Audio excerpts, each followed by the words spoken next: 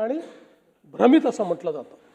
त्यामुळे आमचा जो विरोधी पक्ष आहे तो आज भ्रमितही दिसतोय आणि संभ्रमितही दिसतोय। आणि म्हणून माझी सूचना आहे की भ्रमात राहून धावण्यापेक्षा संभ्रमातनं बाहेर पडण्याकरता शांतपणे विचार करून वडेट्टीवार साहेब आपले मुद्दे जर मांडले तर महाराष्ट्राच्या हितामध्ये तुमचंही कॉन्ट्रीब्युशन हे मोठ्या प्रमाणात वाढेल।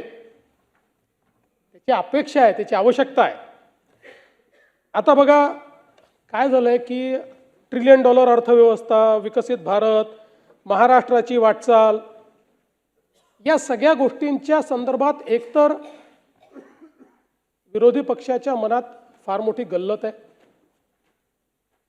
तो विषयच त्यांनी समजून घेतलेला नाही, किंवा आता मी असं कसं म्हणून समजून घेतलेलं नाही, इतके हुशार लोक बसलेले आहेत समोर, त्यामुळे ही देखील शक्यता आहे की त्यांना समजलेलं आहे पण लोकांना याच्यामध्ये संभ्रमित करायचं आहे आणि म्हणून अशा पद्धतीनं मुद्दे त्या ठिकाणी मांडले जात आहेत।